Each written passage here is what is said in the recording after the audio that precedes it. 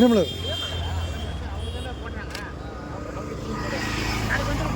நாளைக்கு வந்துடும். இப்போ இப்படி கொடுக்குறீங்களே ஷாக் அடிக்காதா? ஷாக் அடிக்காது. நாளமா இப்படி தான்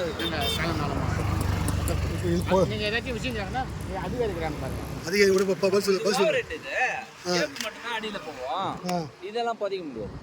புதைக்க முடியாது. இது ஒயர் இல்லை, இது புதைக்க முடியாது. இந்த மாதிரி தான் நம்ம இது பண்ண முடியும். இது இப்படி பண்ணலாமா? கரண்ட் இப்படி கொண்டு போகலாமா? அது வந்து அதிகாரி சொன்னாங்க, நாங்கள் செய்கிறோம். சார் வணக்கம் சார். இப்படி ஒயரை கொண்டு போகலாமா? அப்படியே ஒயரை இப்படி கொண்டு போகலாமா? கொண்டு போகலாமான்னு கேட்குறது. வாங்க கீழே போங்க, அப்படியே எடுத்துங்க. அப்படியே போயிட்டு என்னன்னா உங்களுக்கு விவரம் ஒன்றுமா? 2 பேர் தான் போடும்போது பேசி எப்படி பாருங்க. இந்த ஒயரை கொண்டு போகிறீங்களா சார்? ஷாக் அடிக்காதா? அது ஷாக் அடிக்காது. கண்டு வெதர் ப்ரூஃப் ஆயிடும்.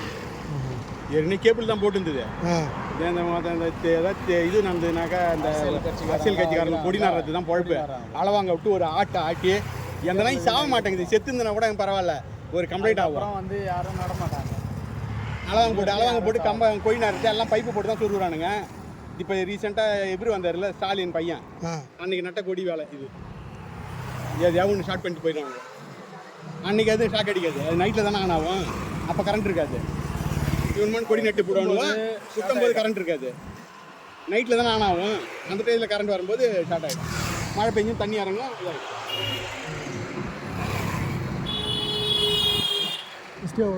எல்லா கம்பமும் லைட் எரியும் இன்னைக்கு.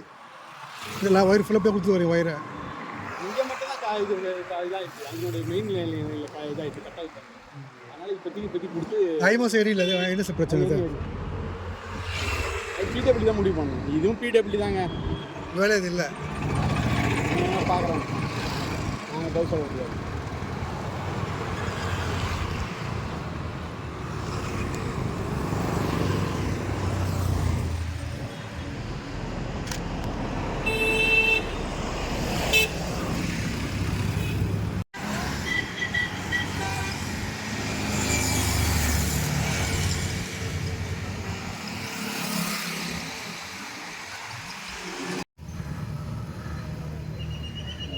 டே படிக்கல கரண்ட்னா